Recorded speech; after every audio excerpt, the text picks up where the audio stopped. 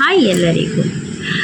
ಇವತ್ತು ಏನು ಗೊತ್ತಾ, ಇವತ್ತು ನಮ್ಮ ಶ್ರೀ ನಿತ್ಯಾನಂದ ಭಜನಾ ಮಂದಿರದ ವತಿಯಿಂದ ಪ್ರತಿ ವರ್ಷವೂ ನಗರ ಸಂಕೀರ್ತನೆ ಅಂದರೆ ಭಜನಾ ನಗರ ಸಂಕೀರ್ತನೆಯನ್ನು ಹಮ್ಮಿಕೊಳ್ತಾರೆ.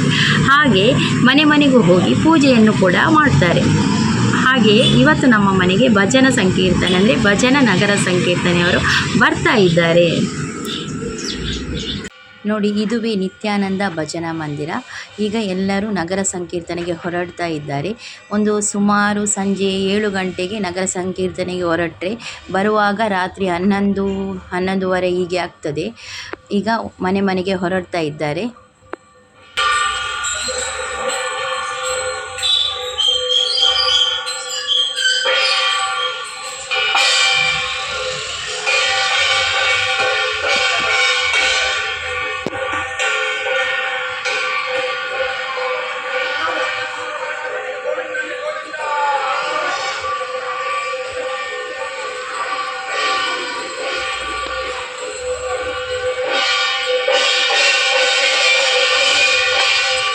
ಸುಮಾರು 11 ದಿನಗಳಲ್ಲಿ ನಡೆಯುವಂಥ ಈ ಭಜನಾ ನಗರ ಸಂಕೀರ್ತನೆಯು ಇಲ್ಲಿನ ಪರಿಸರದ ಸುತ್ತಮುತ್ತಲಿನ ಮನೆಗಳಲ್ಲಿ ಹೋಗಿ ಪೂಜೆಯನ್ನು ಹಮ್ಮಿಕೊಳ್ತದೆ. ನಗರ ಸಂಕೀರ್ತನೆಯು ಮನೆಗೆ ಬರುವ ಮುಂಚೆ ನಾವಿಲ್ಲಿ ಎಲ್ಲ ರೆಡಿ ಮಾಡಿ ಇಟ್ಕೊಳ್ಬೇಕು.